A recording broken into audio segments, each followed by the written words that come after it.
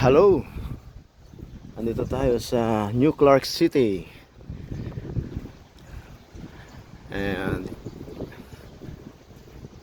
ito yung aquatic center ng Pilipinas, kung saan ngayon nagte-training yung ating Philippine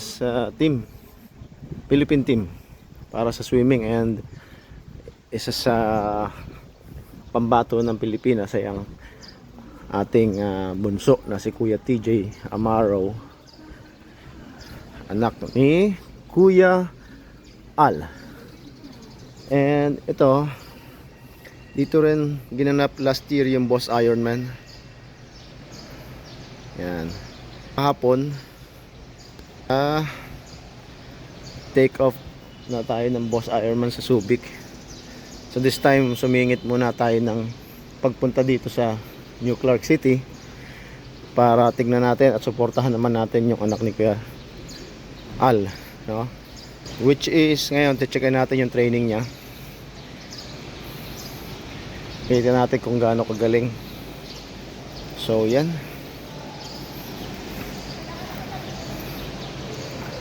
New Clark City, there you are. So ang ginaganap kasi ngayon, gaganapin sa Lunes yung 11th Asian Age Group Championship. So hopefully yung ating swimmer, no, si Bunso, na-expect natin na makakakuha tayo ng pwesto. Sana makuha natin yung champion. And besides, look at this architecture. Isa sa mga sama natin sa profession ng architecture na nag-design, syempre Royal Pineda. So yan, diba? This is architecture. Look at that roof, suspended cantilever. Yan, ayun naman yung pinagtausan ng Boss Ironman last year. Ayan, tayo may shirt ng Boss Ironman.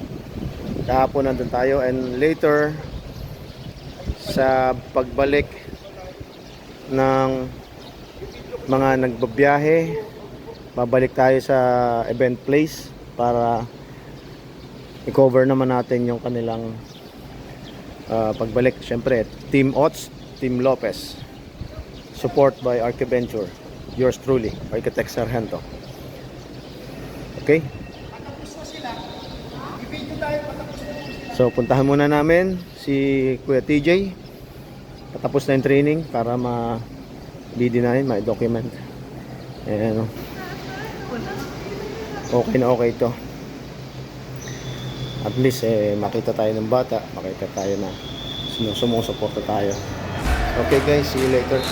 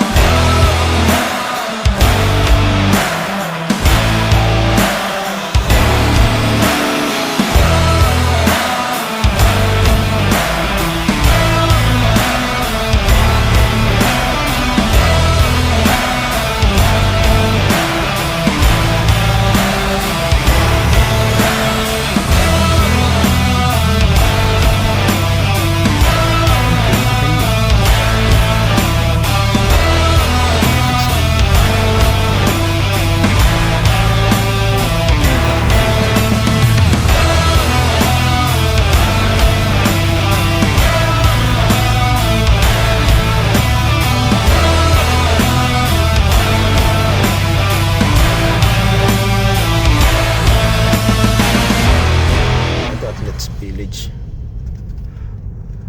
Dito sila. Pwede na tayo mag-U-turn siguro. Ako Dad, may magbibigyan video ka ng ano, yung building na yung pinuntahan natin ng Malayuan. Maganda yun eh. Dad, Ha? tagilid na yung camera mo, mahal. Nakatingin din kasi ako sa